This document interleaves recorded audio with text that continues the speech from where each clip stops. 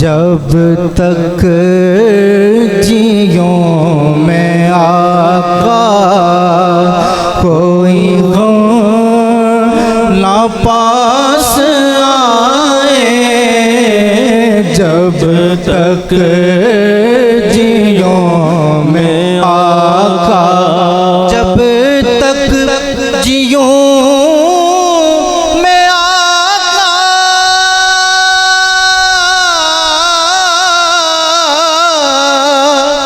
کوئی غم نہ پاس آئے، جو مروں تو ہو لحد پر تیری رحمتوں کے سائے، جو مروں تو ہو لحد پر تیری رحمتوں کے سائے، جب تک جیوں میں آقا۔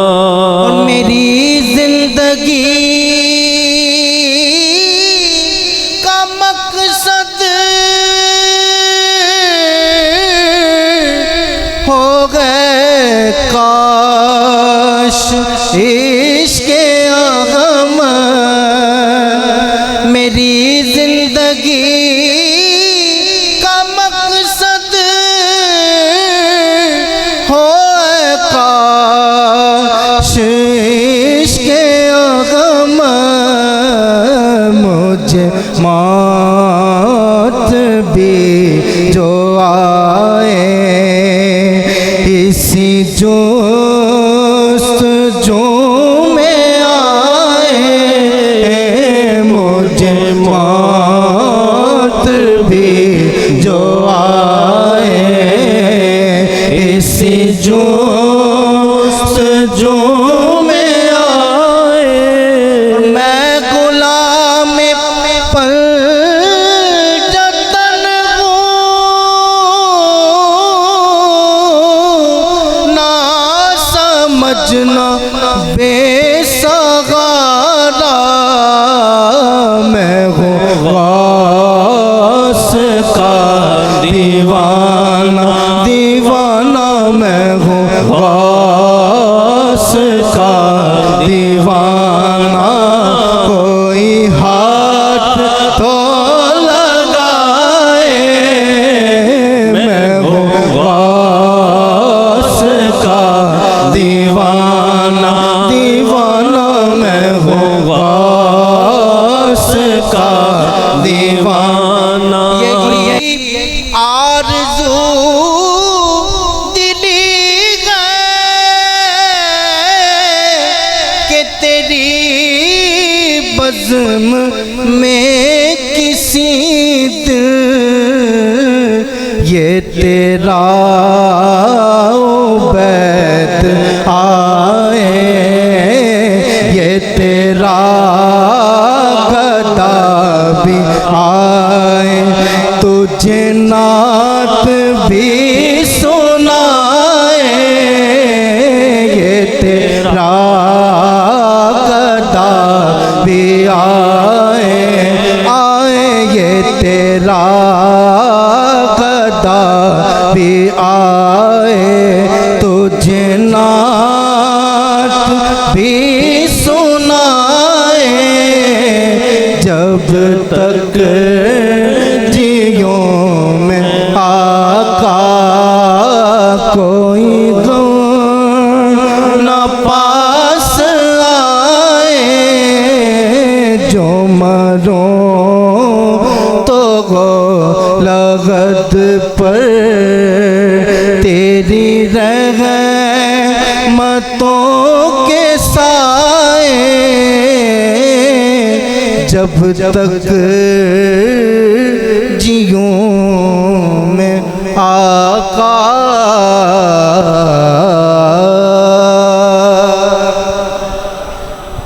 ماشاءاللہ، ویسے تو اللہ والے وصال کے بعد بھی اپنے فیوز و برکات لوٹاتے ہی رہتے ہیں، اور ہم برکاتی مسجد میں قبلہ محمود میاں قادری برکاتی رحمت اللہ تعالیٰ علیہ کو اکثر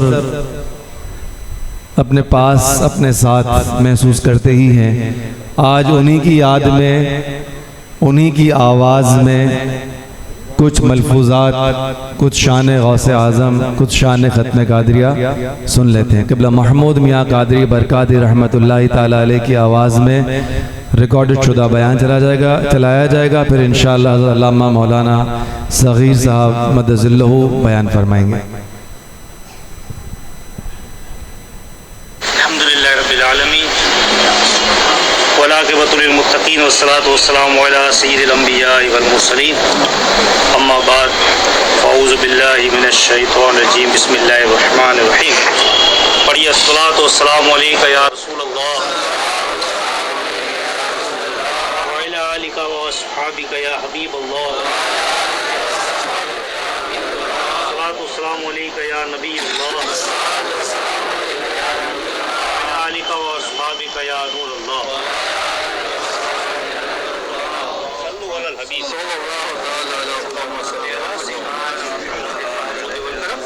وآلہ وبارک وسلم۔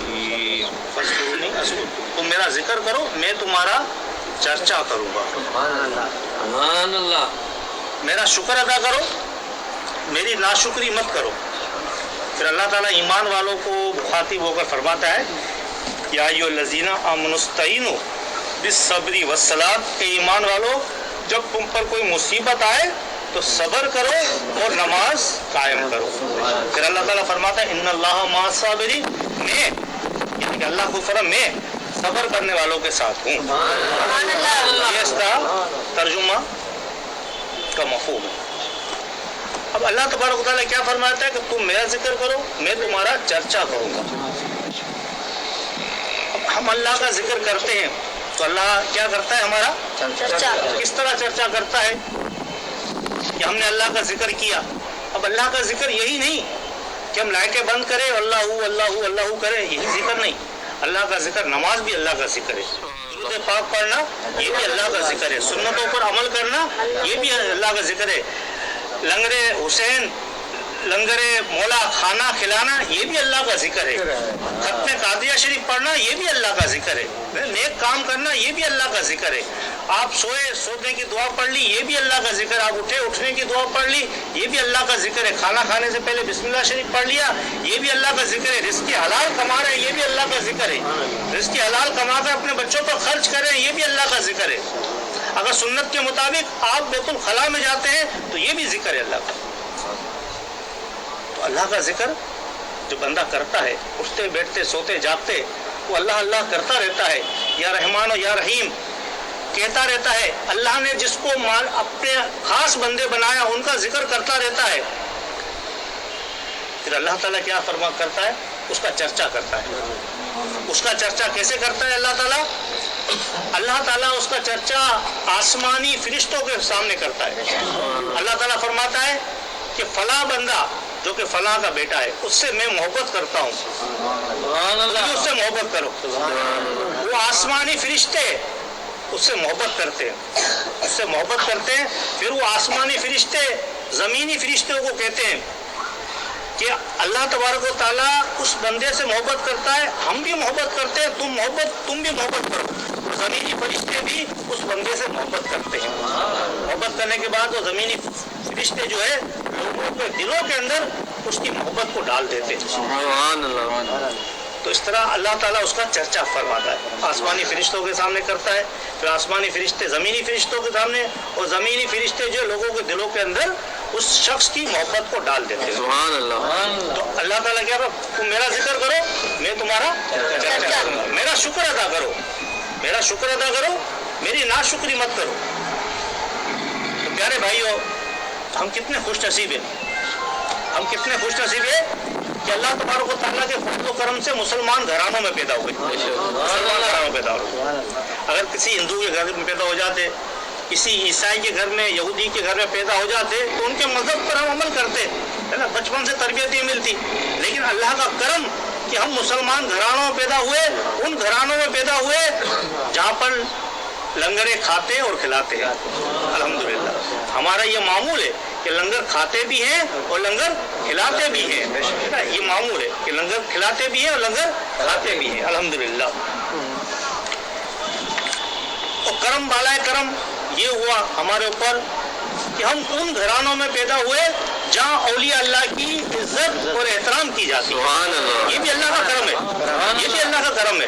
ورنہ ہم ان گھرانوں میں پیدا ہو جاتے جو اولیاء اللہ کی گستاخیاں کرتے ہیں, اولیاء اللہ کو برا بھلا کہتے ہیں, ان گھرانوں میں پیدا ہو جاتے تو آج ہمارا نام بھی گستاخوں میں ہوتا اور ہم بھی گستاخوں میں ہوتے. اللہ تعالیٰ نے ہمیں ہمارے اوپر کرم کیا. اب جس کا ذکر, جس کا چرچا اللہ کرتا ہو, جس کا چرچا اللہ کرتا ہو تو اس بندے کی شان کیا ہوگی, جس کا چرچا اللہ کرتا ہو. اب آج ہم جو جمع ہوئے یہ غوث پاک رضی اللہ تعالیٰ نے 11ویں کے سلسلے میں جمع ہوئے.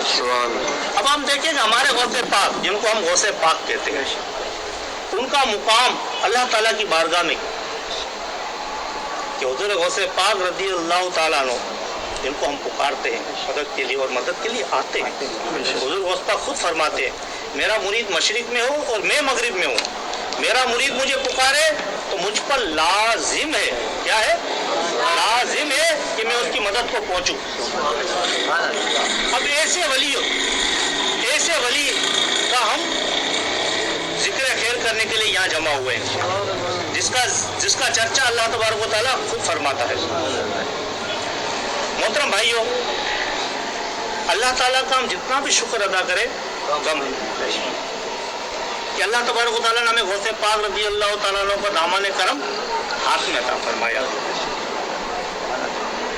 حضور غوث پاک رضی اللہ تعالیٰ عنہ کی شان, فضیلتیں, واقعات کہ آپ پیدا ہوئے, آپ کے والد صاحب کا کیا عالم تھا, آپ کی والدہ کا کیا عالم تھا, یہ ہم سنتے رہتے ہیں. اللہ اللہ کیے جانے سے اللہ نہ ملے, اللہ والے ہیں جو اللہ سے ملا دیتے ہیں. حضور غوث پاک نے جب یہ اعلان فرمایا کہ میرا قدم جو ہے تمام اولیاء کی گردن پر, تو تمام اولیاء وقت نے اپنے سروں کو جھکا دیا, اپنے سروں کو جھکا دیا اور حضور غوث پاک کا قدم تمام اولیاء کی گردن پر دے گیا. ایک شاعر فرماتے نا دامن پسارے در پر لاکھوں ولی کھڑے ہیں, بٹتا ہے تیرے در سے کونین کا خزانہ. یہ کونین کا خزانہ کہاں سے ملا غوث پاک کو؟ مولا مشکل کشا کے در سے ملا. مولا مشکل کشا کو کہاں سے ملا؟ نبی پاک کے در سے ملا. اور نبی پاک کو کہاں سے ملا؟ اللہ سے ملا. تو ہم جو ہے سلسلہ با سلسلہ والے ہیں. کیا ہے؟ سلسلہ با سلسلہ والے. ڈائریکٹ نہیں ہے ہم انڈائریکٹ ہیں. ڈائریکٹ کچھ بھی نہیں ہوتا. بچہ جو پیدا ہوتا ہے اصل خالق کون ہے؟ اللہ. لیکن بچہ کس کے ذریعے دنیا میں آتا ہے؟ ماں باپ کے ذریعے, دائیوں کے ذریعے, دوائیوں کے ذریعے, ہسپتال کے ذریعے بچہ دنیا میں آتا ہے. لیکن اصل مالک کون ہے؟ ہم انڈائریکٹ والے ہیں. حضور غوث پاک رضی اللہ تعالیٰ عنہ کی شان کیا بیان کرنی کہ حضور غوث پاک اپنے مریدوں سے کتنی محبت کرتے ہیں. حضور غوث پاک فرماتے ہیں, ایک مرتبہ دعا کرتے ہیں, یا رب العالمین, یا رحم الرحمین, پروردگار عالم میرے مرید گناہگار کیوں نہ ہو, بغیر توبہ کے نہ مرے. حضور غوث پاک نے دعا کی اور حضور غوث پاک کی دعا قبول ہوئی اور آسمان سے ندا آئی, اے شیخ عبد القادر جیلانی, ہم نے آپ کی دعا کو قبول کر لیا. حضور غوث پاک فرماتے ہیں میں اپنے مریدوں کو اس طرح دیکھتا ہوں ہتھیلی میں رائی کا دانا. نظر تو الہ بلاد اللہ جمن فخر دولت اللہ حکم اتصالی. میں اپنے مریدوں کو, اپنے چاہنے والوں کو اس طرح دیکھتا ہوں کہ ہاتھ کے اندر, ہتھیلی کے اندر رائی کا دانا. میرے مریدین مجھ سے دور نہیں ہے, میرے مریدین مجھ سے دور نہیں ہے. یہ اپنے آپ کو مجھ سے قریب کر لے تو مجھے بھی نظر آئیں گے, میں بھی ان کو نظر آؤں گا, یہ بھی مجھے نظر آئیں گے. اب پیر جو ہوتا ہے, پیر وہ مرتا نہیں ہے. بعض لوگ کو میں پوچھتا ہوں کہ آپ کے پیر صاحب, بولے میرے پیر صاحب مر گئے, میرے پیر صاحب مر گئے. اور بعض لوگ ایسا بھی کرتے ہیں کہ بولے پیر مر جائے تو دوسرا پیر کر لو, ایک پیر مر جائے تو دوسرا پیر کر لو. نہیں, پیر ایک ہی ہوتا ہے. جس طرح باپ ایک ہوتا ہے نا, ماں کتنے بھی ہو, باپ ایک ہی ہوتا ہے, باپ ایک ہی ہوتا ہے. جس طرح باپ ایک ہوتا ہے اس طرح پیر بھی ایک ہوتا ہے. تو بعض لوگ ये लोगों में मशहूर है कि पीर मर जाए तो दूसरा पीर कर लो। तो एक दफ़ा मुझे भी कहा कि पीर मर जाए तो दूसरा पीर कर लो, तो मैंने कहा कि बाप मर जाए दूसरा बाप भी ले आओ। है तो पीर दूसरा कर सकते तो बाप को भी ले आओ, कैसे उठाकर कई लोग तैयार हो जाएंगे बाप बनने के लिए। तो पीर एक ही होता है और पीर कभी मरता नहीं है। ये हमारा अकीदा होना चाहिए कि पीर मरता नहीं है। एक शख्स जो था एक अल्लाह वाले के पास गया, उसने कहा कि मुझे मुरीद बना लो। तो वो पीर जो होते हैं रोशन ज़मीर होते हैं, अल्लाह वाले रोशन ज़मीर होते हैं। देख लिया कि ये तो किसी और का मुरीद है, तो कहा कि तू किसका मुरीद है? बोले मैं एक बुजुर्ग का मुरीद हुआ था, मेरा पीर मर गया, मेरा पीर मर गया। तो उन बुजुर्ग ने कहा अरे बेवकूफ, उसका मुरीद बनता जो कभी ना मरे। तो पीर मरता नहीं है। अब काफिर जो है ना, काफिर वो भी मरता नहीं है, तो पीर कैसे मरेगा? ये तो इंतकाल होता है, एक जगह से दूसरी जगह मुंतकिली होती है। अब अपने पीर साहब के बारे में ये सोच बनाए कि हमारे पीर साहब दुनिया से आलम अरवाह में मुंतकिल हुए। जब पीर जिंदा होता है तो उसे अपने ईमान की भी फिक्र होती है कि अल्लाह मेरा खात्मा ईमान बिल खैर करना। और जब पीर का विसाल हो जाता है, दुनिया से पर्दा कर लेता है, तो उसकी मुकम्मल तवज्जो उसके मुरीदों पर हो जाती है, मुकम्मल तवज्जो उसके मुरीद। हमारे गौसे पाक रज़ी अल्लाह ताला अन्हु, हमारे शेख जितने भी हैं सब अपनी कब्रों के अंदर हयात है माशाअल्लाह। मोहम्मद के गुलामों का कफन मेला नहीं होता, कफन मेला नहीं होता। जिस्म तो कफन के बाद शुरू होता है, उनका कफन भी मेला नहीं होता, कब्रों के अंदर हयात होते हैं। उनके शाम के अंदर एक बुजुर्ग, लोग अल्लाह वालों की गुस्ताखियाँ करते हैं, तो एक मज़ार था उनके शाम के, एक गुस्ताख वहाँ गया और उसने कहा तुम लोग मज़ारों पे आते हो, ये करते हो, वो करते हो, देखो मैं मज़ार पे जाकर पेशाब करूँगा। तुम बोलते हो कि मैं बाजार पे जाकर पेशाब करूंगा, माज़अल्लाह, उसने ये कहा। वो गया, तो जाने के बाद उसने अपनी अज़ारबंद खोलने का इरादा किया। अभी अज़ारबंद खोली नहीं, इरादा किया, मज़ार शरीफ से लात आई, पाँव मुबारक आया, उसे धक्का देकर फेंक दिया। मज़ार शरीफ से पाँव मुबारक निकला और वो पाँव मुबारक सीधा पाँव निकला। वो कई साल तक मज़ार शरीफ के बाहर रहा, कई साल तक मज़ार शरीफ के बाहर रहा। और बाबा उमर उमर बरकाती ने फरमाया था मुझे एक मरतबा कि मैंने भी उसकी ज़ियारत की थी। और बाकायदा जिस तरह हमारे नाखून बढ़ते हैं, पाँव मुबारक जो बाहर था उसके बाकायदा नाखून बढ़ते थे और हर हफ्ते वो नाखून तरशवाए जाते थे। अल्लाह वालों की शान। 1965 के अंदर जंग हुई, काफ़ी बुजुर्ग बैठे हुए पता होगा इनको। 65 में जंग हुई तो पाकिस्तान को किसने बचाया? अल्लाह वालों ने बचाया। 1965 के अखबार की कटिंग मेरे पास मौजूद है। उसमें एक वाक़या लिखा गया कि हिंदुओं के जो फौज आई थी हिंदुस्तान से, उन्होंने खुद अपने बयानात दिए कि मुसलमानों का खुदा सफ़ेद और हरे कपड़ों में आ गया और हमारा भगवान कहाँ सोया हुआ है, अभी तक आ ही नहीं रहा। मुसलमानों खुदा तो सफ़ेद और हरे कपड़े में आ गया, यानी अल्लाह वाले अपने मज़ारों से उठकर बाहर आ गए। ये जैसे ही बम गिरता उठाकर दरिया में फेंक देते थे, जैसे ही बम गिरता उठाकर फेंक देते थे। तो उस अंग्रेज हिंदुओं ने कहा कि हमारा मुसलमानों खुदा तो सफ़ेद और हरे कपड़ों में आ गया, हमारा भगवान कहाँ सोया हुआ है, अभी तक वो उठ ही नहीं रहा। उस वक़्त क्या हुआ, 1965 के अंदर एक शख्स सोया, उसकी किस्मत जाग गई।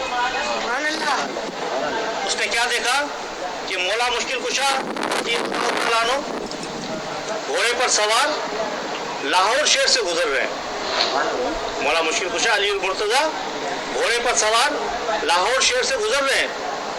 तो शख्स ने हज़रत अली रज़ी अल्लाह तआला अन्हु को रोका और कहा कि अली, लाहौर शहर के अंदर बमबारी हो रही है, लाहौर शहर खतरे में है, आप कहाँ जा रहे हैं? तो हज़रत अली रज़ी अल्लाह तआला अन्हु ने उस शख्स को ख्वाब में जवाब दिया कि मेरी ड्यूटी कहीं और लगी हुई है, लाहौर शहर जो है दाता साहब के हवाले है, लाहौर जाने और दाता साहब जाने। अल्लाह वालों की ये शान है, अल्लाह वालों की ये शान है। इनको किसने बनाया? अल्लाह ने। इन्होंने अल्लाह का जिक्र किया, अल्लाह ने इनके जिक्र को बुलंद कर दिया, चर्चा कर दिया। कैसा चर्चा कर दिया کہ آج ہم لوگ یہاں بیٹھے ہوئے ہیں. سبحان اللہ.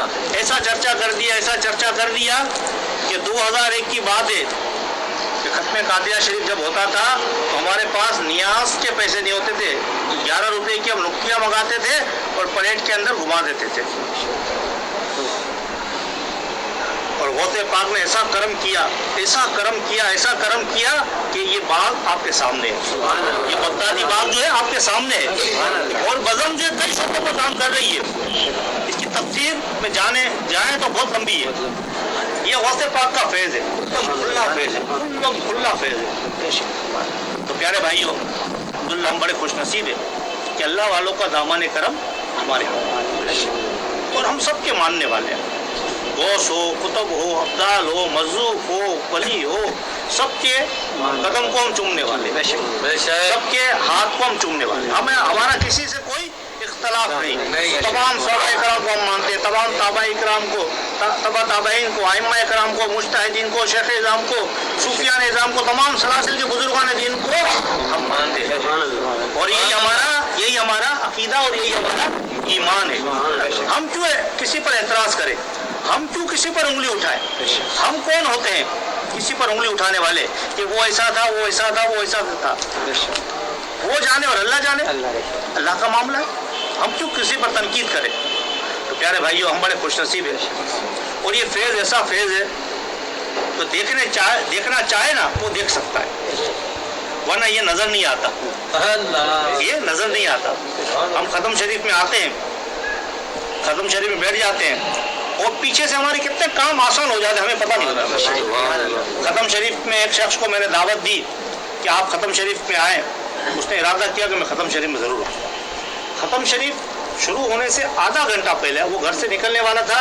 اس نے دیکھا کہ اس کی بچی کو الٹیاں ہو رہی ہے اور بخار بہت تیز ہو گیا ہے. اس کی بیوی نے کہا کہ ڈاکٹر کے پاس چلتے ہیں. تو اس کے ذہن میں ایک ہی بات گھوم رہی تھی کہ مجھے ختم شریف میں جانا ہے, اس نے اپنی بیوی کو 100 روپے دیے. بولے یہ لے 100 روپے, تو ڈاکٹر کے پاس جا, کہیں بھی جاؤ, میں تو ختم شریف میں جاؤں گا. وہ اپنی بچی کو اس حالت میں چھوڑ کر ختم شریف میں آ گیا. ختم شریف میں آیا, اس نے وہاں بیٹھ کر نیت کر لی, یا پروردگار عالم طبیعت کو سیٹ فرما دے اور آسانیاں فرما دے. بیٹھا رہا لنگر کھا کر جب گھر گیا تو گھر میں سناٹا تھا. وہ ڈرا, کیونکہ بیوی سے ڈرنا پڑتا ہے. تو بیوی سے ڈرا کہ جاؤں گا, بیوی تو مجھ پہ برس پڑے گی. اور یہ سوچ رہا تھا, بولو بچی کی طبیعت کیسی ہوگی, اتنا سناٹا ہے. ایسا تو نہیں ہے کہ گھر والے جو ہے بچی کو اسپتال لے کے چلے گئے ہوں, تو کیا معاملہ ہوگا, کیا مشکل سے اتنے ہمت کر کے اس نے گھنٹی بجائی. اس کی بیوی نکلی, بولا آپ آ گئے. بولو بچی کی طبیعت کیسی ہے, بولا آپ گئے کہ فوراً بعد بچی صحیح ہو گئی, خود بخود صحیح ہو گئی, کسی دوائی پلانے کی ضرورت نہیں پڑی, خود بخود صحیح ہو گئی. اور کھیلتے کھیلتے ابھی سوئی ہے تھوڑی دیر پہ. اس نے مجھے بتایا تو میں نے کہا کہ یہ رکاوٹ تھی. یہ کیا تھی؟ یہ رکاوٹ تھی جو تجھے ختم قادریہ میں آنے کے لیے شیطان تجھے ٹنگڑی دے رہا تھا, بچی کی شکل میں تجھے ٹنگڑی دے رہا تھا کہ تو کوئی رک جائے, لیکن تو نہیں رکا تو اللہ تعالیٰ نے پیچھے سے کام آسان کر دیا. تو اٹھتے بیٹھتے, سوتے جاگتے, چلتے پھرتے, ہمارے اوپر جو کرم ہے نا اس کا شکر کرتے رہے. کہ فذکرونی واشکرونی, بولا تم میرا شکر کرو, میری ناشکری مت کرو. جب تم میرا شکر کرو گے میں زیادہ دوں گا. آج تم 11 روپے خرچ کرو گے, میں تمہیں 111 روپے دوں گا. 111 روپے خرچ کرو گے, میں 1011 روپے دوں گا. اس کی یہاں کمی تھوڑی ہے. ہم کتنے خوش نصیب ہیں کہ تمام بزرگان دین کے عرس مبارک بناتے ہیں. ہم تمام بزرگان دین کے عرس مبارک بناتے ہیں. اللہ تبارک و تعالیٰ اس فیض کو قیامت تک جاری رکھے, ہماری آنے والی نسلیں بھی اس فیض کو بڑھاتی رہے. وما توفیقی الا باللہ. الحمدللہ یہ تھے ہمارے استاد محترم قبلہ محمود میاں قادری برکات علیہ رحمہ. اب ہمارے مہمان عالم دین حضرت علامہ مولانا صغیر صاحب مدد اللہ سے ملتمس ہیں کہ تشریف لائیں اور بیان فرمائیں.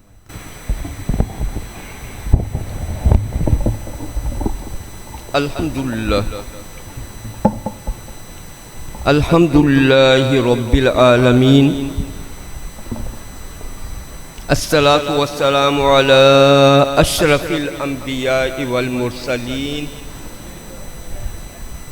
وعلى آله الطيبين وأصحابه البررة المتقين.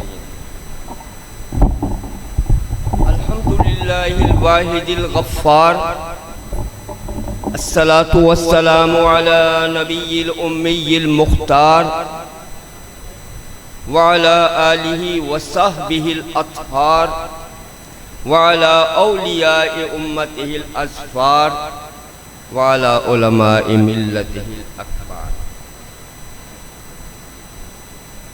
الصلاة والسلام على خاتم النبيين امام الاولین والآخرین قائد الغر المحجلین نبی الحرمین امام القبلتین وسیلتنا فی الدارین نبی الانبیاء عمیم الرجاء عمیم الجود والعطا ماہی الذنوب والخطا شفیعنا یوم الجزا حبیب رب الارض والسماء در اللہ المکنون سر اللہ المخزون سرور القلب المحزون نور الافئدۃ والعیون عالم ما کان وما یکون معدن انوار اللہ مخزن اسرار اللہ سیدنا و مولانا محمد المصطفیٰ وعلی آلہ المجتبیٰ واصحابہ البررۃ التقیٰ. اللہم انی آمنت بأنک معبود ونبیک محمود ومن اتبعہ فہو مسعود وآمنت بأنک موجود ونبیک مشہود ومن خالف نبیک فہو مردود. یا سبوح یا قدوس یا بدوح یا ودود فصل وسلم علی احمد محمود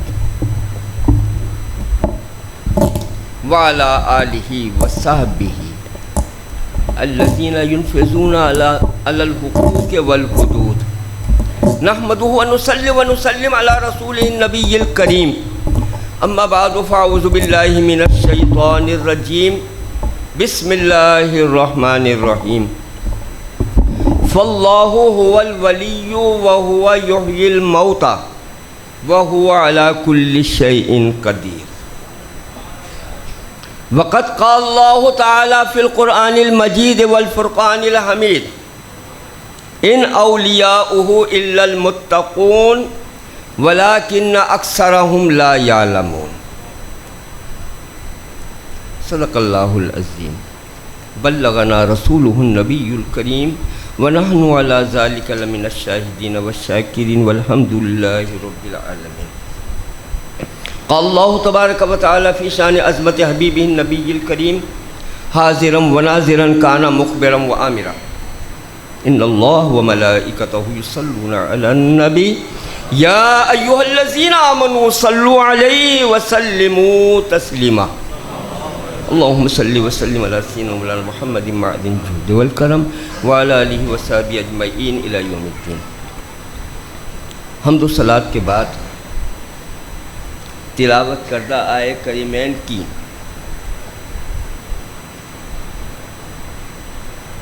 کے متعلق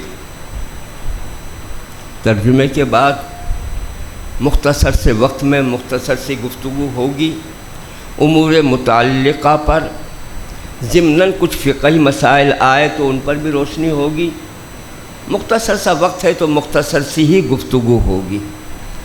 لیکن مختصر سی گفتگو اگر جامعیت اور معنیت کے ساتھ ہو جائے تو وہ مختصر نہیں ہوا کرتی. اب آپ دیکھیں نا، دنیا کی آبادی 8 ارب کے قریب ہے. ان میں اہل اسلام تو 2 ارب ہی ہیں، کم ہیں، لیکن وہی اصل اصول ہیں، وہی جوہر ہیں انسانیت کے. خود اللہ نے فرمایا وَقَلِيلٌ مِّنْ عِبَادِيَ الشَّكُورِ. قلیل میرے بندے ہیں جو شکر گزار ہیں. بندے تو میرے سارے ہیں۔ اب آپ خود دیکھیں 2 ارب مسلمانوں میں بھی کس حد تک دیندار ہیں۔ آپ اپنے علاقے میں ہی دیکھ لیں کتنے اہل ایمان ہیں، مسجد میں کتنے ہوتے ہیں، جمعے میں کتنے ہوتے ہیں، اور جمعے کے بعد عصر مغرب عشاء میں کتنے ہوتے ہیں، پورے ہفتے کتنے ہوتے ہیں۔ یعنی ہم نے حال وہ کر لیا جو غیروں نے کر رکھا ہے کہ سنڈے ٹو سنڈے بس آتے ہیں اور سمجھتے ہیں ہم نے اپنا فرض پورا کر دیا، ہم نے فرائیڈے ٹو فرائیڈے آ کر سمجھ لیا کہ اپنا فرض پورا کر دیا، حالانکہ ہم ایک ہفتے کے مسلمان نہیں ہیں۔ بہرحال بات بڑی لمبی ہو رہی ہے، میں تو اتنا بتا رہا تھا کہ اگر گفتگو کم ہو رہی ہے لیکن جامعیت کے ساتھ ہو رہی ہے تو وہ کم نہیں ہے، وہ زیادہ ہے، سمجھنے کی ضرورت ہے۔ میں نے آیت کریمہ کی تلاوت کا شرف حاصل کیا، کہنے کو تو بہت کچھ ہے، آمد بھی بہت کچھ ہو رہی ہے، وقت مانے ہے۔ اللہ نے فرمایا، یہ فرمان الہی ہے، فَاللَّهُ هُوَ الْوَلِيُّ، اللہ وہ ولی ہے۔ اللہ فرما رہا ہے کہ اللہ ولی ہے، فَاللَّهُ هُوَ الْوَلِيُّ، اللہ وہ ولی ہے، وَهُوَ يُحْيِي الْمَوْتَى، وہ مردے کو زندہ کرتا ہے۔ جس طرح رزاق کی صفت کا ظہور ہوتا ہے رزق دینے میں، علیم کی صفت کا ظہور ہوتا ہے علم دینے میں، وہاب کی صفت کا ظہور ہوتا ہے دیگر بخشش و عطا میں، اس طرح صفت ولی کا ظہور ہوتا ہے مردے کو زندہ کرنے میں۔ فَاللَّهُ الْوَلِيُّ وَهُوَ يُحْيِي الْمَوْتَى، اللہ ولی ہے، مردے کو زندہ کرتا ہے۔ بتائیے چلا جو ولی ہوتا ہے اس میں زندگی دینے کی صلاحیت مولا دیتا ہے، اس لیے کہ اسے ولی بھی تو اس نے بنایا ہے۔ جو فرما رہا ہے، اللہ فرما رہا ہے کہ میری بھی ایک صفت ہے کہ میں ولی ہوں، فرمایا نا ایک جگہ، اس آیت کریمہ کے علاوہ بھی فرمایا وَهُوَ الَّذِي يُنَزِّلُ الْغَيْثَ مِن بَعْدِ مَا قَنَطُوا وَيَنشُرُ رَحْمَتَهُ وَهُوَ الْوَلِيُّ الْحَمِيدُ، اللہ وہ ہے يُنَزِّلُ الْغَيْثَ، جو بادلوں سے نازل کرتا ہے، من بعد ما قنطوا، زمین وغیرہ کے سے جب لوگ مایوس ہو جائیں، وَيَنشُرُ رَحْمَتَهُ، اور اس کے نزول کے بعد اس کی رحمت پھیلتی ہے، وَهُوَ الْوَلِيُّ الْحَمِيدُ، اور وہ ولی ہے ہم کے لائق ہے۔ پتہ ہی چلا کہ کسی نا کو جو چیز ختم ہو جائے، مردہ ہو جائے، اس میں زندگی دینا یہ ولی کا کام ہے، ولی کی صفت ہے۔ لیکن آج ان سب کے ہوتے ہوئے، قرآن کو مانتے ہوئے، قرآن پر عمل کرتے ہوئے، مقام ولایت سے انکار کیا جاتا ہے، اور ولی کو غیر اہم سمجھا جاتا ہے۔ کوئی بھی دعویٰ کر لے اسے مان لیا جاتا ہے، جبکہ اللہ فرما رہا ہے ان اولیاءہ الا المتقون، ولی تو متقی ہوتے ہیں، ولی تو ہوتے ہی پرہیزگار ہیں، غیر پرہیزگار کبھی ولی نہیں ہوتا، بے نمازی کبھی ولی نہیں ہو سکتا، اس لیے کہ اہل ایمان یہ تقوی کے ابتدائی درجے میں ہے، اور اہل ایمان کما حقہ اسی وقت ہوتے ہیں جب اللہ کو بھی مانے اور اللہ کی بھی مانے، اللہ کو بھی مانے اور اللہ کی بھی مانے۔ لیکن آج کچھ لوگ اللہ کے ماننے کا دعویٰ تو کرتے ہیں، اللہ کی ماننے پر عمل نہیں کرتے۔ اصل وجہ یہ ہے کہ یہ صدق و کذب کی جنگ اور یہ نور و ظلمات کی باہم کشمکش، حق و باطل کی یہ لڑائی، یہ آج سے نہیں ہے، تخلیق آدم سے ہے اور جب تک اولاد آدم ہے یہ کشمکش جاری رہے گی، اور اولاد آدم رہے گی اس وقت تک جب تک کہ ختم کائنات نہ ہو، قیام قیامت نہ آ جائے۔ قیام قیامت تک اور ختم کائنات تک یہ حق و باطل کی جنگ جاری رہے گی۔ ہوا یہ کہ آدم علیہ السلام کی تخلیق کے وقت اللہ نے حکم دیا کہ آدم کو سجدہ کرو، تو دو گروہ ہوئے، ایک وہ گروہ جس نے اللہ کا حکم مانا، ایک وہ گروہ جس نے اللہ کا حکم نہیں مانا۔ آج بھی دو گروہ ہیں، ایک اللہ کا حکم مان رہے ہیں، ایک اللہ کا حکم نہیں مان رہے۔ اللہ تو فرما رہا ہے ولیوں کی یہ شان ہے، اور دوسرا گروپ ولیوں کو مانتا ہی نہیں ہے۔ تو یہ وہی ہوئے جنہوں نے اس وقت اللہ کی نہیں مانی، آج بھی اسی کے ماننے والے ہیں جو اللہ کی یہ بات نہیں مان رہے کہ ولی کا ایک مقام ہے۔ تو جب اللہ نے فرمایا کہ آدم کو سجدہ کرو، سب نے سجدہ کیا، ایک رجیم نے سجدہ نہیں کیا۔ اس سے کہا بھی تو کیوں نہیں کر رہا ہے؟ اس نے کہا صاحب میں اس سے بہتر ہوں۔ تو کہا یہ میرا حکم ہے، کہنے ٹھیک ہے کچھ بھی ہو، لیکن میں چونکہ بہتر ہوں، انا خیر من، میں بہتر ہوں اس سے، خلقتنی من نار و خلقتہ من طین، مجھے پیدا کیا آگ سے، اسے پیدا کیا مٹی سے، میں بہتر ہوں، لہذا میں سجدہ نہیں کروں گا۔ تو پھر اللہ نے کہا ٹھیک ہے تو آج سے رجیم ہے، فَإِنَّكَ رَجِيمٌ وَإِنَّ عَلَيْكَ اللَّعْنَةَ إِلَىٰ يَوْمِ الدِّينِ، تجھ پر لعنت ہے قیامت تک کے لیے۔ تو وہ کہنے لگا لَأُغْوِيَنَّهُمْ أَجْمَعِينَ إِلَّا عِبَادَكَ مِنْهُمُ الْمُخْلَصِينَ، مولا میں تیرے تمام بندوں کو گمراہ کروں گا، لیکن تیرے جو خالص بندے ہیں ان تک میرا زور نہیں چلے گا۔ إِلَّا عِبَادَكَ مِنْهُمُ الْمُخْلَصِينَ، جو مخلص بندے ہیں ان تک میں نہیں پہنچوں گا۔ فَانظُرْنِي إِلَىٰ يَوْمِ يُبْعَثُونَ، مجھے قیامت تک کے لیے مہلت دے دے۔ اللہ نے قیامت تک کی مہلت دے دی۔ مولا مجھے پاور عطا کر دے، اللہ نے طاقت بھی عطا کر دی، اور اسے ایسی طاقت عطا کی ہے کہ وہ ظاہر میں بہکاتا ہے، وہ باطن میں بہکاتا ہے، وہ جسم میں داخل ہو کے بہکاتا ہے، وہ رگوں میں دوڑ کر خون میں شامل ہو کے بہکاتا ہے۔ ہر طرح کا اسے پاور دیا ہے۔ اب وہ کسی کو کسی انداز سے بہکاتا ہے، جب یہ دیکھتا ہے کہ اس کی یہ کمزوری ہے، یہ اس طرح قابو میں آتا ہے، تو اس کو اسی طرح بہکاتا ہے۔ بزنس مین کو بزنس کے حوالے سے بہکاتا ہے، جو چاپلوس قسم کے ہوتے ہیں انہیں ریاکاری میں بہکاتا ہے، انہیں جو علم پر غرور کرتے ہیں انہیں ان کے علم کے غرور پر بہکاتا ہے۔ تو یہ دیکھتا ہے کہ اس کا کیا کون سا وار چل سکتا ہے، اسی وار سے وہ انسان کو بہکاتا ہے۔ دوسرے لفظوں میں یہ کائنات، یہ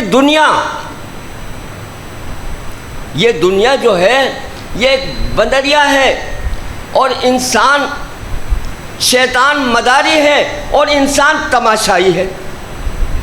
شیطان بہکا رہا ہے، دنیا میں پھنسا کر، دنیا کی لذتوں میں ڈال کر، اور انسان تماشا دیکھتے دیکھتے، تماشائی بنتے بنتے کبھی کھلاڑی بن جاتا ہے، اس لیے کہ اناڑی ہے۔ تو اللہ جل جلالہ عما نوالہ نے انسان کو اس شیطان سے بچانے کے لیے معالجین کو مبعوث کیا۔ انسان دو چیزوں کا مرکب ہے، جسم کا بھی اور روح کا بھی۔ تو جسم کے معالج بھی بھیجے اور روح کے معالج بھی بھیجے۔ اللہ جل جلالہ عما نوالہ نے نبی کو مبعوث کیا اور رسول کو مبعوث کیا، اور جب نبی اور رسول کو مبعوث کیا انہوں نے اپنی ذمہ داریاں پوری کی، اور جب یہ اپنی ذمہ داریاں پوری کر کے تشریف لے گئے، پردہ فرما لیا، اور یہ شاہی فرمان آ گیا الیوم اکملت لکم دینکم، آج دین مکمل ہے۔ مکمل نہیں، کامل بھی نہیں، اکمل ہے۔ مکمل کامل کے بعد اکمل کا درجہ آتا ہے۔ اکمل اس میں تفصیل ہے، جیسے اکبر سب سے بڑا، ایسے اکمل کا مطلب یہ ہے سب سے زیادہ مکمل. کوئی اور چیز مکمل ہو یا نہ ہو، اسلام سب سے زیادہ مکمل ہے. کوئی اور طریقہ مکمل ہو یا نہ ہو، اسلام مکمل ہے. اس لیے اسلام کے لیے اکمل کا لفظ ہے جو اس میں تفضیل ہے. تو دین مکمل ہو گیا. اب جب دین مکمل ہو گیا، اب سوچنے والی بات ہے، نبی نے پردہ فرما لیا. نبی نے پردہ فرما لیا. نبی کے پردہ فرمانے کے بعد اب قوم کو تو بچانا ہے نا. قوم کو تو شیطان مردود کے شر سے بچانا ہے. وہ تو اسے تو قیامت تک کی مہلت ملی ہے، اسے تو طاقت ملی ہے، اسے تو پاور ملا ہے انسانوں کو گمراہ کرنے کا. وہ گمراہ کر رہا ہے. تو اللہ جل جلالہ و عما والہ نے نبی کے جانشینوں کو مبعوث کیا. نبوت بند ہے، رسالت بند ہے، لیکن ولایت بند نہیں ہے. نبوت کا دروازہ بند ہے، باب نبوت بند ہے، باب رسالت بند ہے، لیکن باب ولایت کھلا ہے. حضور مولا علی مشکل کشا رضی اللہ تعالی عنہ کی وساطت سے ولایت کا فیض جاری و ساری ہے. سیدنا صدیق اکبر رضی اللہ تعالی عنہ کی وساطت سے ظاہری علوم اور ظاہری شریعت کا فیض جاری ہے. علماء حقہ نے ظاہری شریعت کو اپنایا اور علماء باطن اولیاء کاملین نے باطنی ضرورتوں کو پورا کیا. اچھا ایک بات اور بتانے کی یہاں پر، جس طریقے سے کوئی شخص، کوئی مخلوق اپنی کوششوں سے انسان نہیں بن سکتی. گھوڑا چاہے یا بکرا چاہے یا بھینسا چاہے یا اونٹ چاہے کہ وہ انسان بن جائے، نہیں بن سکتا. کوئی مخلوق اپنی کوشش سے انسان نہیں بن سکتی. اسی طرح کوئی انسان اپنی کوشش سے نبی نہیں بن سکتا. نہ نبی بن سکتا نہ رسول بن سکتا. ہاں ولایت کا جہاں تک درجہ ہے تو ولایت کی 3 قسمیں ہیں، ایک کسبی، ایک وہبی، ایک عطائی. کسبی میں یہ ہے کہ طہارت، تقوی، ریاضت، محنت، مشقت کے ذریعے ولایت مل سکتی ہے. وہ بھی اللہ کے فضل و کرم پر ہے. لیکن اللہ کا اصول ہے لا اضیع عمل عامل منکم من ذکر او انثی. ہم کسی کام کرنے والے کی محنت کو ضائع نہیں کرتے. لا اضیع، میں ضائع نہیں کرتا عمل عامل منکم من ذکر او انثی. وہ مذکر ہو یا مؤنث، مرد ہو یا عورت، جو بھی کام کرے گا، جو بھی ریاضت کرے گا، ہم اسے اس کا پھل عطا کریں گے. تو محنت کے بعد بھی ولایت مل سکتی ہے، اور یہ ولایت کسبی کہلاتی ہے. اور ایک ہوتی ہے وہبی یہ ہوتی ہے کہ پیدائشی ہو جائے. جس طریقے سے حضرت مریم صلی اللہ علیہ وسلم یہ ولیہ تھی. ایک ہوتی ہے نظر سے ولایت مل جاتی ہے. جس طریقے سے موسیٰ علیہ السلام کے سامنے فرعون کے جادوگروں نے جب توبہ کی اور موسیٰ علیہ السلام کے ہاتھ پر بیعت کر لی، ایمان لیا ہے، تو آن واحد کے اندر ان کی گمراہیت بھی ختم ہو گئی، اہل ایمان بھی بن گئے، صحابی بھی بن گئے اور ولی بھی بن گئے، ایک ہی آن کے اندر. ورنہ صحابی کا مرتبہ کیا ہے آپ جانتے ہیں؟ نبی کے بعد کوئی مرتبہ ہے تو صحابی کا ہے. لیکن وہاں کوئی کام ہی نہیں ہوا، صرف موسیٰ پر رب موسیٰ و ہارون، آمنا برب العالمین، رب موسیٰ و ہارون، ہم ایمان لائے رب پر جو عالمین کا رب ہے اور جو موسیٰ کا رب ہے، جو ہارون کا رب ہے. صرف ایمان لانا تھا کہ اہل ایمان بھی ہو گئے، صحابی بھی ہو گئے اور ولی بھی ہو گئے. تو یہ نظر کا کمال ہے. موسیٰ کی نظر پڑی اور یہ سارے مراتب طے کر گئے. تو اللہ جل جلالہ و عما والہ نے علماء کرام کو رکھا جسمانی رہنمائی کے لیے اور اولیاء کرام کو مبعوث کیا روحانی رہنمائی کے لیے. اصل اصول روح ہے. روح کی رہنمائی علماء حق کا مشائخ عظام کرتے ہیں اور جسم کی رہنمائی علماء حق کا کرتے ہیں۔ اب یہ چونکہ آج کی نشست اولیاء کاملین پر بات کرنے کے لیے ہے اور آج کی رات مخصوص ہے پیران پیر دستگیر شہباز لامکانی قندیل نورانی شاہ عبد القادر جیلانی رضی اللہ تعالی عنہ کے حوالے سے، لہٰذا مختصراً میں ذکر کروں گا کہ روح کی نشو و نمائی کے لیے حضور غوث پاک مبعوث ہوئے۔ یہ کیسے وقت مبعوث ہوئے؟ یہ سوچنے والی بات ہے، لمحہ فکریہ ہے، عام طور پر نہیں سنا ہوگا اس طرح کا ذکر، کچھ میں دیگر سے کچھ زیادہ ہی مختلف ہوں۔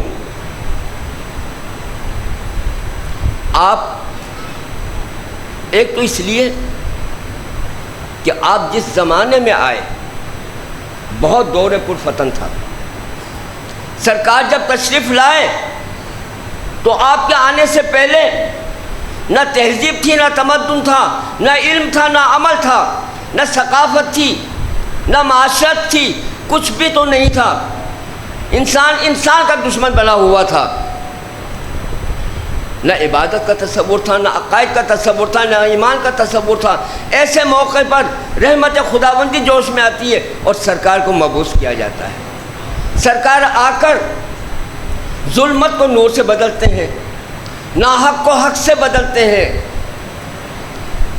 کذب کو صدق سے بدلتے ہیں۔ اب آپ دیکھیں اسی طریقے سے تقریباً پہلی صدی میں ہی بنو امیہ کا دور شروع ہو جاتا ہے۔ پہلی صدی میں ہی بنو امیہ کا دور شروع ہو جاتا ہے اور بنو امیہ کی حکومت تقریباً 100 برس رہتی ہے۔ 100 برس تک بنو امیہ کی حکومت ہوتی ہے۔ اس کے بعد دور عباسی آتا ہے اور دور عباسی 400 سال تک رہتا ہے۔ گویا کہ 500 برس کا یہ وقت عالم اسلام کے لیے انتہائی خوفناک اور ہیبت ناک ہوتا ہے۔ حضور غوث پاک رضی اللہ تعالی عنہ عباسی دور کے اندر سرکار سے پہلے کفار مسلمانوں کو تنگ کر رہے تھے اور اس دور میں مسلمان کا گلا کاٹ رہا تھا۔ تو جب پہلی صدی میں یہ سلسلہ شروع ہو گیا، 5 صدیوں تک یہ سلسلہ رہا ہے۔ میں نے عرض کیا نا کہ 100 سال بنو امیہ کے اور 400 سال دور عباسی کے، 500 سال۔ گویا کہ چھٹی صدی میں کہیں جا کر بنو عباس کا جب خاتمہ ہوا، دوسری حکومتیں آئیں، تو چھٹی صدی کے اندر، چھٹی صدی میں ہی بلکہ اس سے پہلے 470 کے اندر بنو عباس کے دور میں جب دور پرفتن تھا، مسلمانوں پہ عرصہ حیات تنگ کر دیا گیا تھا، کہیں جائے پناہ نہیں تھی، کہیں سکون نہیں تھا، کہیں راحت نہیں تھی، تو 470 میں جب بنو عباس کا دور حکومت تھا، حضور غوث پاک تولد ہوتے ہیں۔ اس بھیانک دور میں جب مسلمانوں کو سکون نہیں تھا، راحت نہیں تھی، قرار نہیں تھا، اللہ نے کرم کیا اور غوث پاک کو مبعوث کیا۔ غوث پاک تشریف لاتے ہیں 570 میں۔ آپ سلاسل طریقت میں سب سے پہلے ہیں اور تینوں بزرگوں سے بڑی بھی عمر کے ہیں۔ آپ نے تقریباً 91 برس رشد و ہدایت کا سلسلہ جاری رکھا۔ آپ 470 میں تشریف لائے۔ آپ کے ہم اثر حضور سلطان الہند خواجہ غریب نواز 520 میں تشریف لائے۔ شیخ شہاب الدین سہروردی 537 میں تشریف لائے۔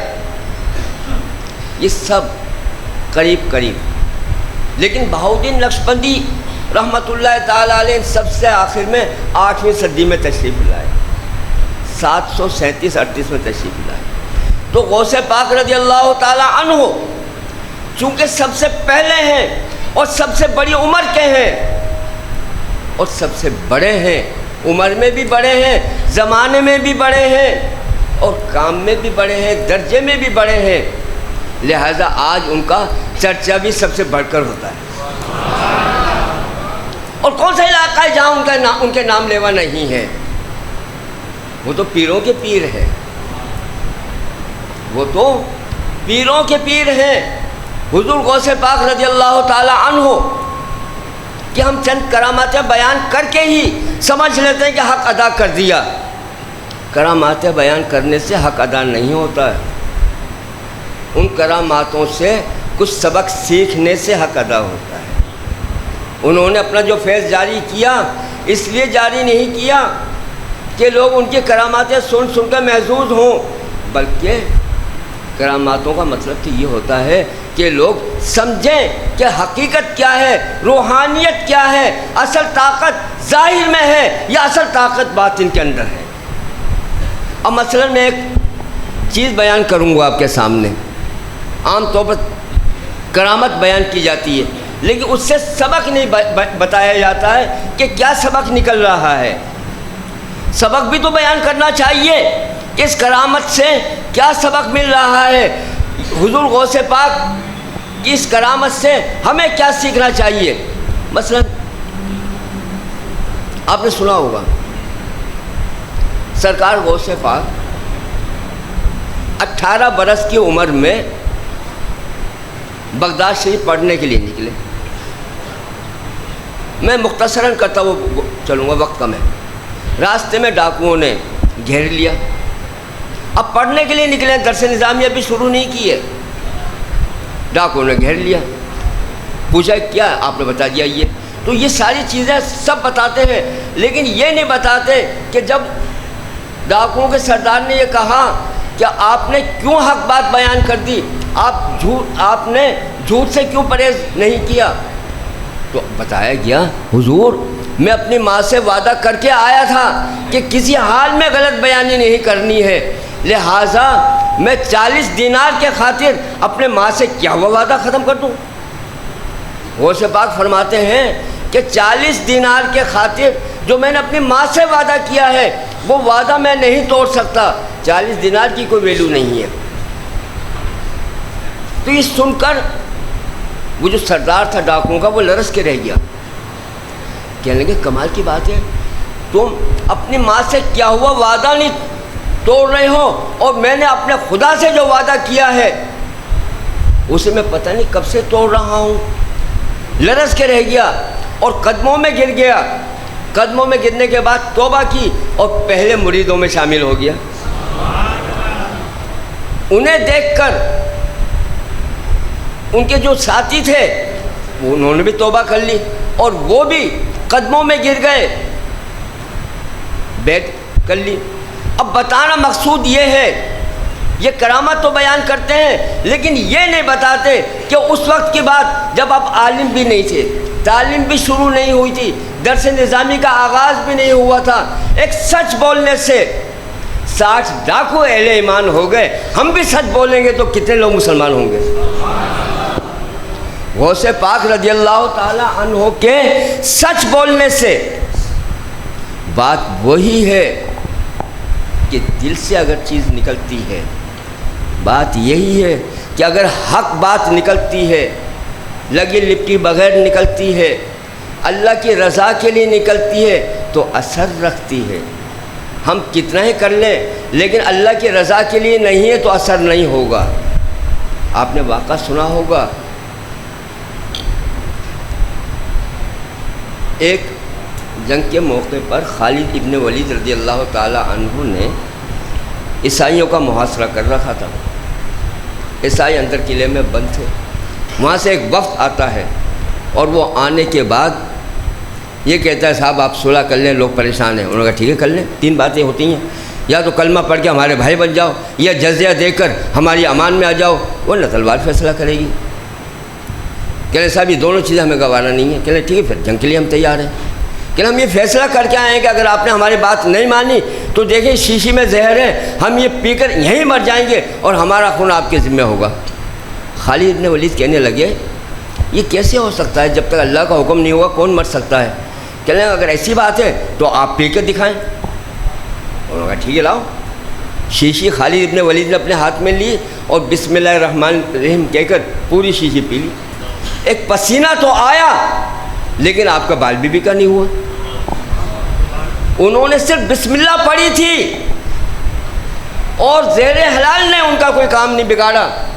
ہم پورا قرآن پڑھ کے ذرا سا پی لیں گے تو مر جائیں گے، اس لیے کہ ہمارے قرآن پڑھنے میں وہ بات نہیں ہے جو خالد ابن ولید کے بسم اللہ پڑھنے میں تھی، جو خلوص ان کے بسم اللہ میں تھا وہ خلوص ہمارے قرآن پڑھنے میں نہیں۔ آج قرآن پڑھنے والے کتنے ہیں، آج حفاظ کتنے ہیں، لیکن یہ بھی تو دیکھیں کہ جس حد تک تعداد بڑھ رہی ہے اس حد تک گمراہیت بھی بڑھتی جا رہی ہے۔ پتہ یہ چلا کہ یہ سب کچھ خلوص کے ساتھ نہیں ہے۔ آپ کے سامنے مشاہدے میں یہ بات ہے، لاکھ ہزاروں ہر سال میڈیکل کے طلبہ فارغ ہو کے نکلتے ہیں اور انہوں نے میڈیکل کے اندر ایک انقلاب برپا کر دیا ہے۔ ہزاروں انجینئر نکلتے ہیں اور انہوں نے مشین سازی میں اور عمارت سازی میں انقلاب برپا کر دیا ہے۔ اب یہ دیکھیں کہ ہمارے مدارس اور ہماری خانقاہ سے لاکھوں مریدین اور لاکھوں علماء نکلتے ہیں، وہ کیوں نہیں برپا کر رہے انقلاب؟ وہ مسلمانوں میں انقلاب کیوں نہیں برپا کر رہے ہیں؟ مولوی بڑھتا جا رہا ہے، لوگوں میں بے ایمانی بھی بڑھتی جا رہی ہے، اجتماعات ہمارے بڑھتے جا رہے ہیں لیکن عمل سے ہم خالی ہیں۔ حالانکہ مٹیریل ہمارے پاس ہے، مسجد بھی ہے، مدرسے بھی ہیں، خانقاہیں بھی ہیں، حفاظ بھی ہیں، علماء بھی ہیں، مشائخ بھی ہیں، قراء بھی ہیں، پورا مٹیریل موجود ہے دین کی نشو نمائی کے لیے، پھر کیوں نہیں دین ترقی کر رہا ہے؟ اس کی وجہ یہ ہے کہ کہیں نہ کہیں تو خرابی ہے نا، مٹیریل موجود ہے۔ خرابیاں ہماری نیتوں میں ہے، خرابیاں ہمارے اعمالوں میں ہے۔ ہم ظاہر میں کچھ ہے، باطن میں کچھ ہے، قول کچھ ہے، فعل کچھ ہے، اور جب قول اور فعل کے اندر مطابقت نہیں ہوتی تو وہ اہل ایمان نہیں، وہ منافق کہلاتے ہیں۔ اس لیے منافق کیا تھے؟ منافق کا یہ تو تھا زبان سے کچھ کہتے تھے، دل میں کچھ رکھتے تھے۔ وَإِذَا لَقُوا الَّذِينَ آمَنُوا قَالُوا آمَنَّا، جب وہ اہل ایمان سے ملتے تو کہتے ہیں آمنا، ہمیں اہل ایمان ہے۔ وَإِذَا لَقُوا الَّذِينَ آمَنُوا، جب وہ ملتے ہیں اہل ایمان سے قَالُوا آمَنَّا تو کہتے ہیں ہم ایمان والے ہیں۔ وَإِذَا خَلَوْا إِلَىٰ شَيَاطِينِهِمْ، اور جب تقریر میں اپنے شیاطین کے پاس جاتے قَالُوا إِنَّا مَعَكُمْ، تو کہتے ہیں ہم تو تمہارے ساتھ ہیں۔ یعنی اہل ایمان کے پاس جاتے تو کہتے ہیں ہم اہل ایمان ہیں، اور اپنے لوگوں میں جاتے تو کہتے ہیں اِنَّا مَعَكُمْ، ہم تمہارے ساتھ ہیں، اِنَّمَا نَحْنُ مُسْتَهْزِئُونَ، ہم تو مسلمانوں سے مذاق کر رہے تھے۔ تو اندر کچھ باہر کچھ، یہ منافقت ہے۔ ظاہر کچھ باطن کچھ، یہ منافقت ہے۔ اور مومن جو ہوتا ہے نا وہ ظاہر اور باطن میں یکساں ہوتا ہے، اس کے ظاہر اور باطن میں فرق نہیں ہوتا، وہ اندر اور باہر سے یکساں ہوتا ہے۔ لہٰذا اگر مومن یکساں ہو جائے تو کوئی وجہ نہیں، لیکن ہماری حالت یہ ہے، اب میں کیا عرض کروں، کچھ یاد آ رہا ہے، اللہ کی بارگاہ میں کسی چیز کی کمی نہیں ہے، کمی ہے تو ہمارے ذوق طلب میں۔ تیرے میں قدے میں کمی ہے کیا، جو کمی ہے ذوق طلب میں ہے؟ تیرے میں قدے میں کمی ہے کیا، جو کمی ہے ذوق طلب میں ہے؟ جو ہوں پینے والے تو آج بھی وہی بادہ ہے، وہی جام ہے، دینے والا وہی ہے، اس کے خزانوں میں کمی نہیں ہے، لبالبے چھلک رہا ہے۔ لینے والے چاہیے، سلیقہ چاہیے مانگنے کا، لیکن ہماری حالت تو یہ ہو گئی، جس دور پہ نازاں تھی دنیا ہم اب وہ زمانہ بھول گئے، جس دور پہ نازاں تھی دنیا ہم اب وہ زمانہ بھول گئے، دنیا کی کہانی یاد رہی اور اپنا فسانہ بھول گئے۔ عبرت کا مرقع ہے پستی، ہے قابل حیرت یہ ہستی، عبرت کا مرقع ہے پستی، ہے قابل حیرت یہ ہستی، اوروں کو جگانا یاد رہا، اوروں کو جگانا یاد رہا، خود ہوش میں آنا بھول گئے۔ ہماری حالت یہ ہو گئی ہے، ہم اوروں کے مٹانے کی بات نہیں کرتے، اپنے آپ کو مٹا رہے ہیں۔ مختصراً عرض کروں، آج ہم غوث پاک کی یاد منا رہے ہیں، کیا صرف لنگر کھانے کے حد تک غوث پاک کی یاد ہوگی، یا ان کا فیض لنگر کھانے سے مل جائے گا؟ ان کا فیض ملے گا ان کی تعلیمات اپنانے سے، ان کا فیض حاصل ہوگا ان کی سیرت اپنانے سے، اور ان کی سیرت اور ان کی تعلیم کیا ہے؟ ان کی سیرت یہ ہے، جیسے کہ میں نے عرض کیا کہ جب عالم نہیں ہوئے تھے، جب آپ نے سچ بولا، ایک تو آپ کی تعلیم یہ ہے کہ کسی حال میں کسی آن میں جھوٹ کا سہارا نہ لیا جائے، جھوٹ میں برکت نہیں ہے۔ آج ہم نے یہ سمجھ لیا کہ کاروبار میں جتنا جھوٹ بولیں گے اتنا ہی کاروبار ترقی کرے گا، حالانکہ جھوٹے پہ تو لعنت ہے، اور جہاں لعنت ہوتی ہے وہاں رحمت نہیں ہوتی، جہاں لعنت ہوتی ہے وہاں رحمت نہیں ہوتی۔ لیکن ہم جھوٹ بھی بول رہے ہیں اور یہ بھی چاہ رہے ہیں کہ ہمارے کاروبار میں برکت ہو، رحمت ہو، تو یہ تو ہمارا کھلا تضاد ہے نا۔ اور کھلے تضاد میں کیسے کامیابی ہوگی؟ کامیابی لینی ہے تو غوث پاک کی سیرت پہ عمل کرنا ہوگا، اور وہ یہ کہ کسی حال میں جھوٹ نہ بولا جائے۔ حاکم وقت کے پاس آپ نہیں جایا کرتے تھے، آپ دنیا داروں کے پاس نہیں جایا کرتے تھے۔ ہمارے یہاں تو کسی کو ذرا سا عہدہ مل جاتا ہے تو ہم اس کے ہاں طواف کرنے سے بھی باز نہیں آتے، اور ہمیں موقع اگر دیا جائے اور ہم سے کہا جائے کہ سجدہ کرو تو سجدہ بھی کر لیں گے دنیاوی مفاد کے ساتھ، جبکہ غوث پاک رضی اللہ تعالی عنہ دنیا داروں کی چوکھٹ پہ نہیں جایا کرتے تھے۔ آپ فرماتے تھے یہ تو خود مانگتے ہیں، منگتوں سے کیا مانگا جائے، مانگو تو اس سے مانگو جس سے یہ مانگتے ہیں۔ حاکم وقت آتا ہے اور آنے کے بعد بہت کوشش کرتا ہے کہ کچھ نظر کرے، کچھ عطا کرے، آپ انکار کر دیتے ہیں، وہ زیادہ ضد کرتا ہے تو آپ دو اشرفیوں کی تھیلی لے کر انہیں آپس میں ملا کر رگڑتے ہیں تو ان سے خون گرتا ہے۔ تو آپ فرماتے ہیں میاں رعایا پر ظلم کرنا بند کر دو، رعایا کا خون نہیں نچوڑو۔ وہ صاحب نظر تھے، انہیں نظر آ رہا تھا، اور یہ بھی ایک حقیقت ہے کہ کل کا وقت آج سے بہت بہتر تھا، کل اتنا ظلم نہیں تھا جتنا آج ہو رہا ہے۔ آج ظالم زیادہ ہیں، جیسے کہ میں عرض کرتا ہوں اکثر کہ دو کل ہوتے ہیں، ایک گزشتہ کل، ایک آنے والا کل۔ آنے والا کل قیامت تک جائے گا، کل اس کے بعد کل، اس کے بعد کل، اس کے بعد کل، اور گزشتہ کل، کل اس سے پہلے کل، اس سے پہلے کل، اس سے پہلے کل، یہ حیات محمد رسول اللہ تک جا رہا ہے، ظاہری حیات تک۔ تو جانے والا کل رحمت کا کل ہے اور آنے والا کل قیامت کا کل ہے، دونوں کل ہیں، لیکن ایک کل قیامت کا ہے، ایک کل رحمت کا کل۔ حیات محمد رسول اللہ، ظاہری حیات محمد رسول اللہ تک جاتا ہے کل۔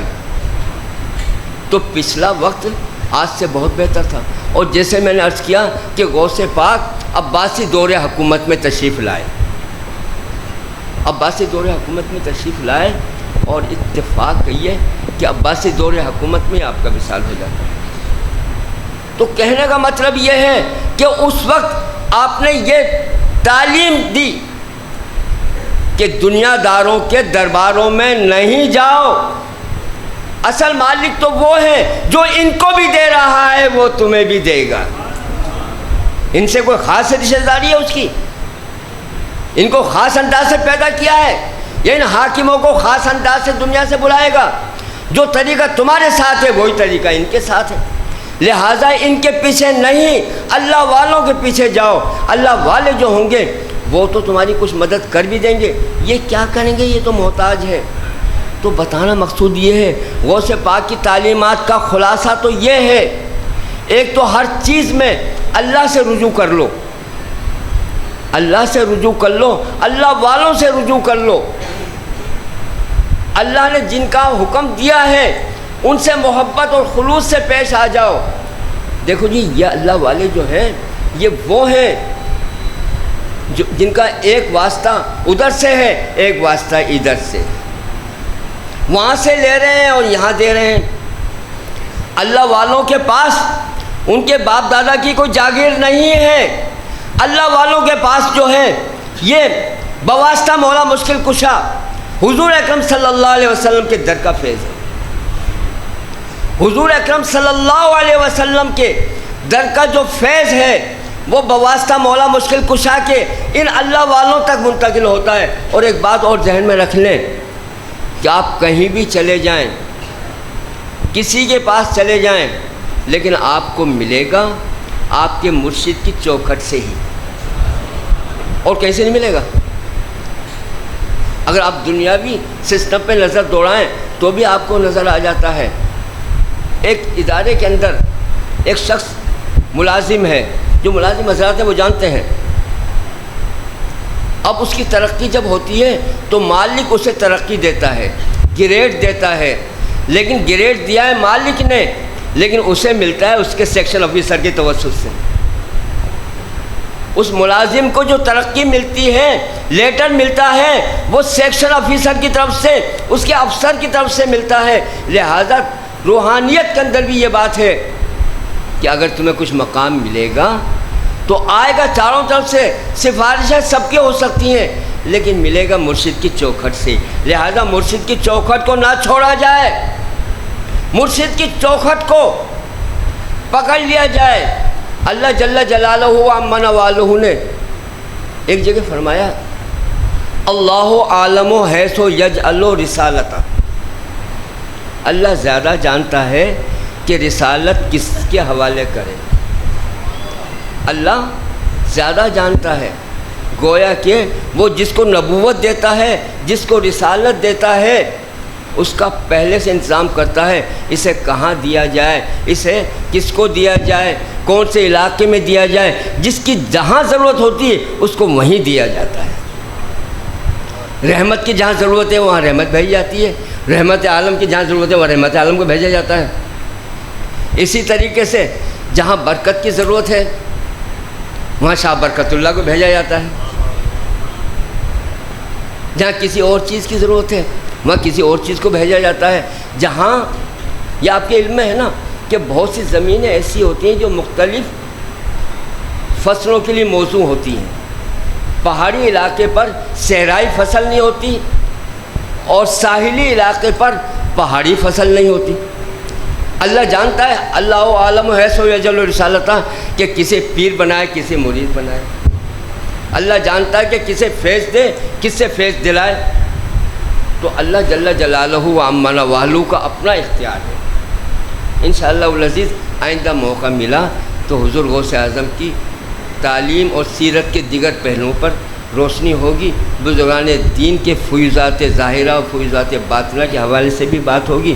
دعا ہے اللہ تعالیٰ تمام سلسلہ عالیہ قادریہ برکاتیہ کے بزرگوں کا فیض ہمیشہ مریدین پر اور اس علاقے پہ جاری و ساری رکھے۔ وما علینا الا البلاغ المبین۔